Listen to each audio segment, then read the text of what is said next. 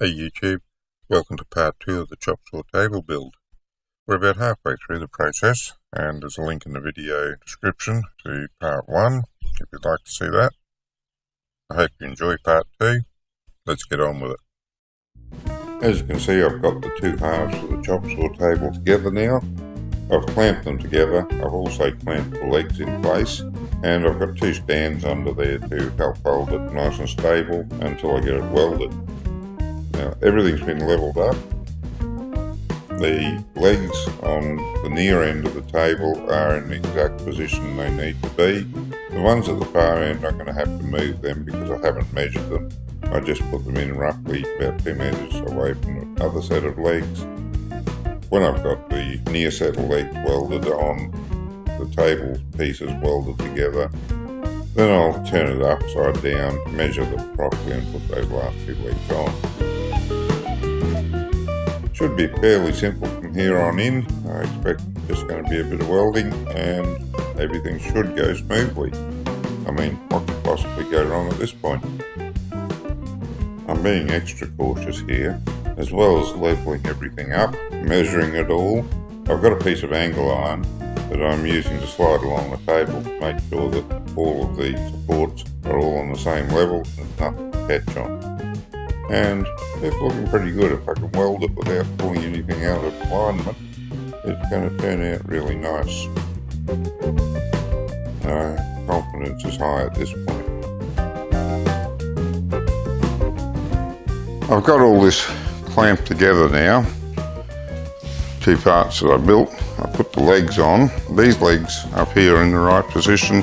Those others down there are going to need to be moved. I'll have to use the angle iron to get the exact positioning of them. Various bits of heavy iron and an old Cisco NAS holding it down. I've levelled it all up. Use this to make sure everything slides through on the same level, and now I'm ready to tack it all up. First thing I think I want to tack is these here. I think I might tack those two legs on. That'll get me to the point where I can just go ahead and weld all this end up. All I've got left to do is those two legs in the shelf then. I think that might be a good plan. So, let's get on with it.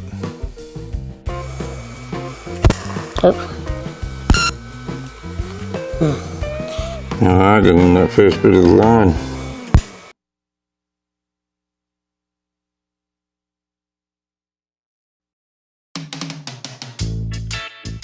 Not the prettiest tack, but it'll hold. I think I'll put another one on this corner.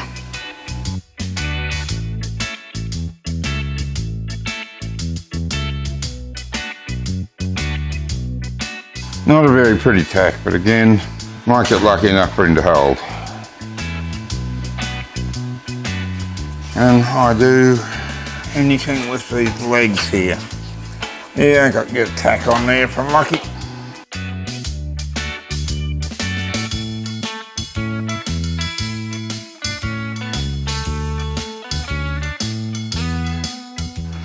The only thing for it now is to see if I can turn it up to an angle that I can actually work on this. Now, let's see if we can move this without breaking our welds.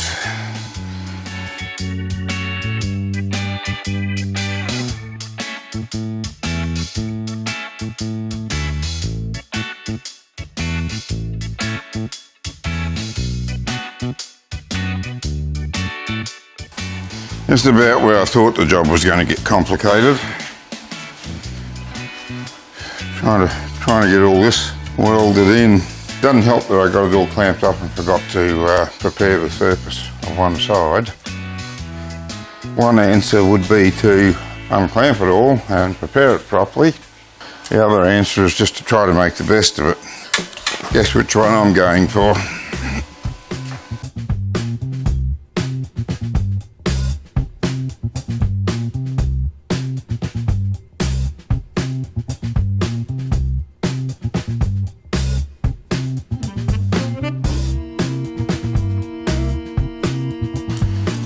Go around now, see what I can do about preparing the other surfaces.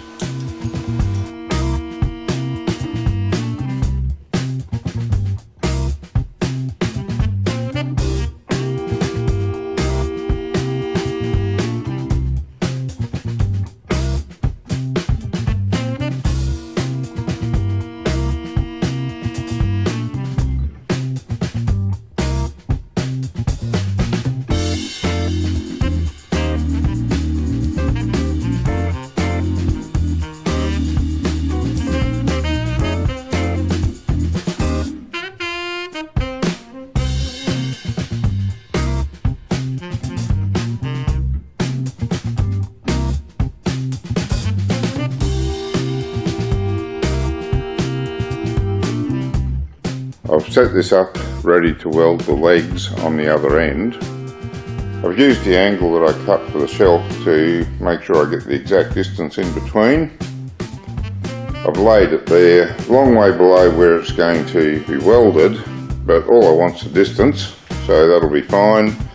I've used the corner jigs that I made to make sure the legs are all square, and I will run a tape measure over it before I start to weld. Then I'll tack these legs on, and then the last thing to do is put the shelf in there.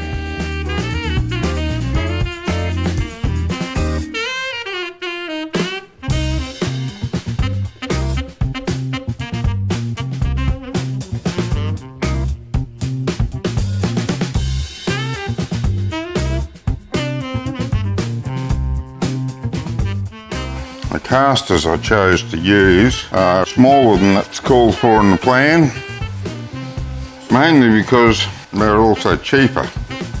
I think that I might weld them directly on with just a few tacks.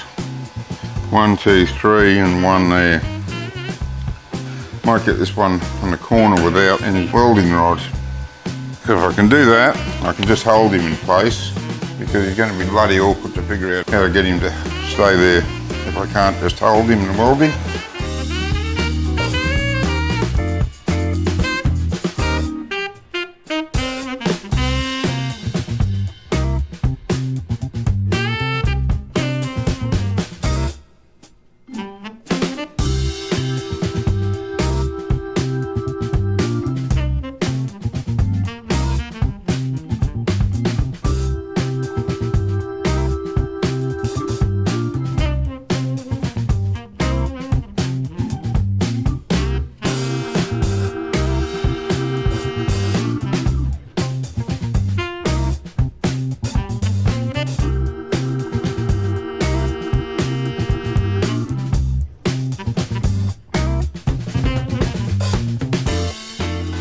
I'm going to deviate from the plan here because I've got some 1-inch mesh left over from an earlier project.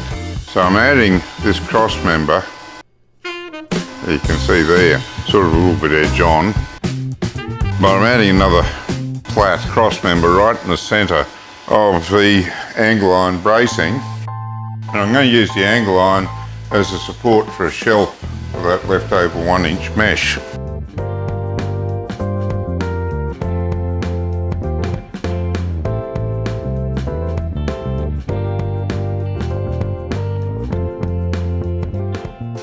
Now, I think I remember someone on YouTube saying welding up was easy. Let's try that.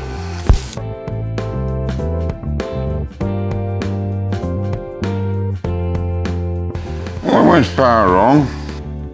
It could be better, but it could be a hell of a lot worse too. Parts of it are really good. Alright, as soon as I'm on the other side, let's see how it goes welding down.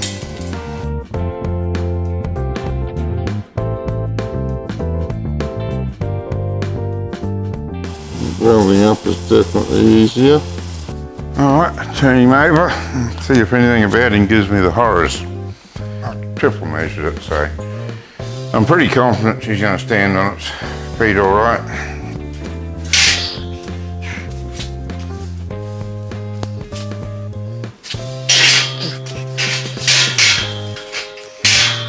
Whoa, how's that? Oh, and a 1-finger roller Excellent.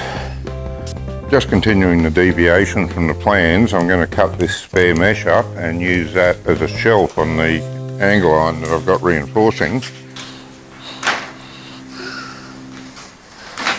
That's just to tell me how far I've got to go that way. Try not to cut any more than I have to, that way I've got some left over for the next job.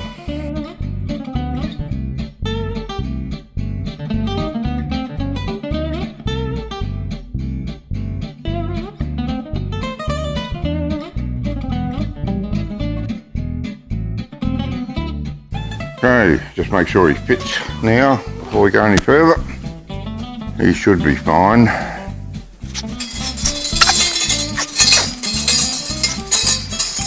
I want to take those 4 squares out of each corner so they'll sit down in there. Now because this is a 1 inch or 25mm mesh and we've got the 50 by 50 SHS, we want to just get these 4 pieces out of this corner here on each of the corners to let it sit down around it.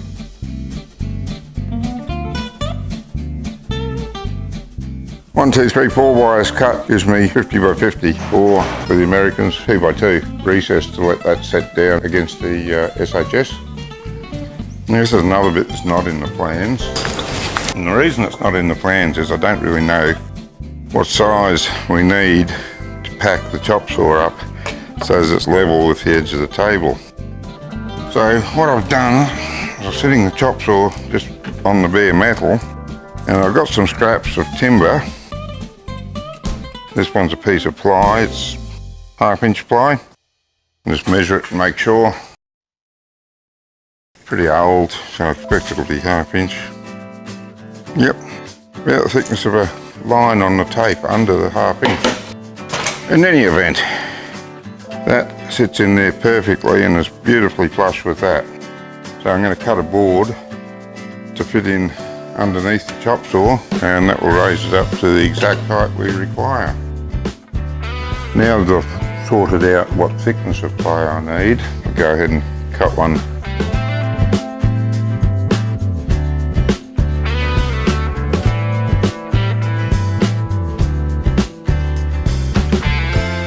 And let the blade stop before I get these pieces out.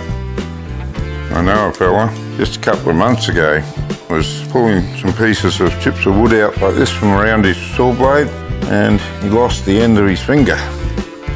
Now it always pays to be a bit careful. It's basically experience that tells you when you can shortcut some of the safety procedures and when you can't. The consequences are pretty dire if you get it wrong.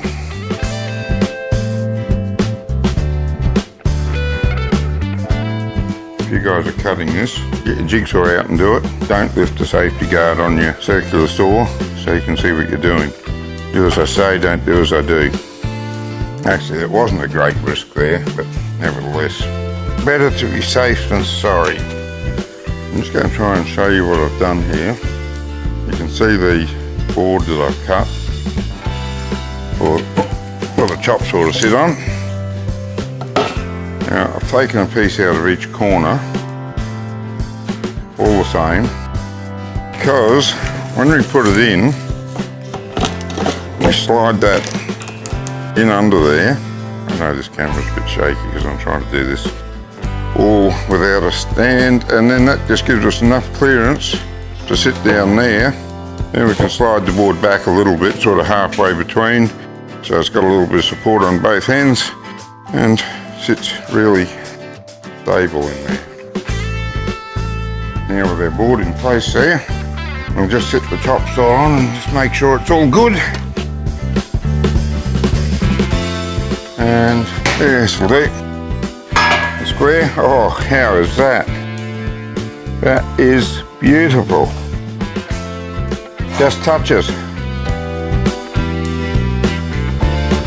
I was wondering whether I might have had to put a washer or two underneath the board to just pack it another fraction of an inch, fraction of a mil or something. But yeah, that's worked out beautifully just as is. So, get the chop saw out of the way. Let's give the edge of that board a quick sand. Might give that bit of old paint a quick sand too. And then I'll drag it out in the yard to paint it. And we're done, ready to use. Wacky do.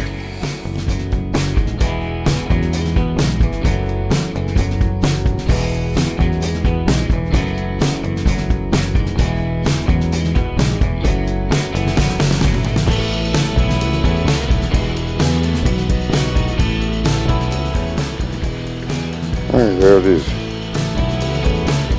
That piece ready to slide across and cut. Might paint the board a little bit more yet. Other than that, looking good. Well, that's a Chopsaw table project done and dusted. If you'd like to see the plans, you can follow the link that's coming up shortly, or there's a link in the video description. That will take you to my website where you can download a preset of plans. I hope you enjoyed the video. If you have, please like and subscribe for more. Thank you for watching.